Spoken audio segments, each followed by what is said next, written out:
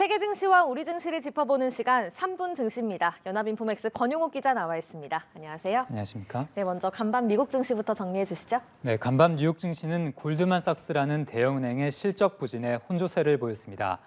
마감가를 살펴보면 다우지수는 전장보다 1.14%, S&P 500 지수는 전장 대비 0.2% 각각 하락했고요.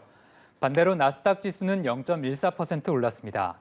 세계 최대 투자은행인 골드만삭스가 어닝 쇼크를 기록하면서 골드만삭스가 속한 다우지수 중심으로 낙폭이 커졌는데요. 기술주 위주의 나스닥 지수는 장중 등락을 거듭하다 소폭 올랐습니다. 골드만삭스의 실적을 살펴보면 지난해 4분기 주당 순이익이 3.32달러로 전문가 전망치 5.48달러를 크게 밑돌았습니다. 네. 이번 실적은 11년 만에 가장 부진한 것으로 평가되기도 했는데요.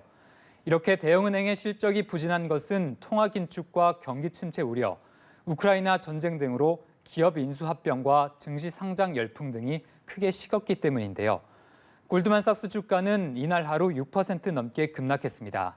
반대로 모건 스탠리는 예상치를 웃도는 실적을 발표하며 주가가 6% 이상 상승했습니다. 네, 골드만삭스라는 이 대형 은행의 실적 하나가 시장에 좀 큰 영향을 미친 것 같습니다.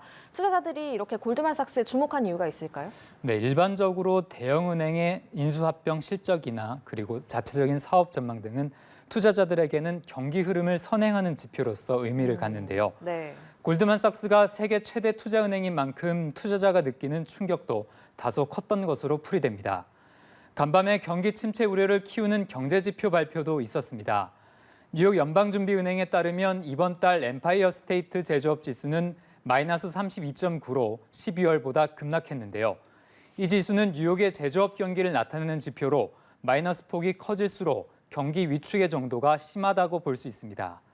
시장은 당분간 실적 시즌을 소화하며 주요 은행이나 기업의 올해 전망치에 관심을 가질 것으로 보이는데요.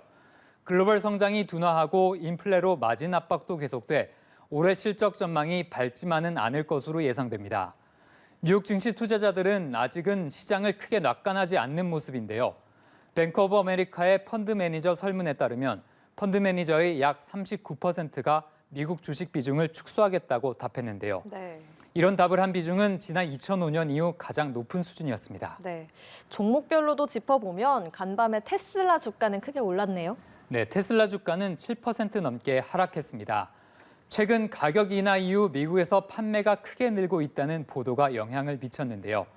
엔비디아 주가도 뱅크 오브 아메리카가 최선호 반도체 종목으로 엔비디아를 꼽으면서 올랐는데요. 엔비디아는 7거래일 연속 오른 동시에 올해 들어서만 20% 가까이 상승했습니다.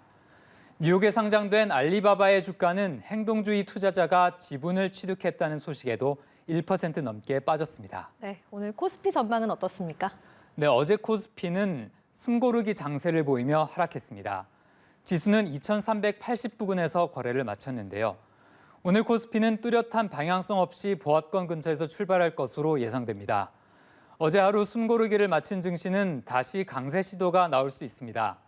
단기적으로는 중국의 경기 둔화 여부와 오늘 예정된 일본은행의 통화정책 발표 소식에도 지수가 출렁일 수 있겠습니다. 네, 알겠습니다. 3분 증시 권용욱 기자와 함께했습니다. 고맙습니다.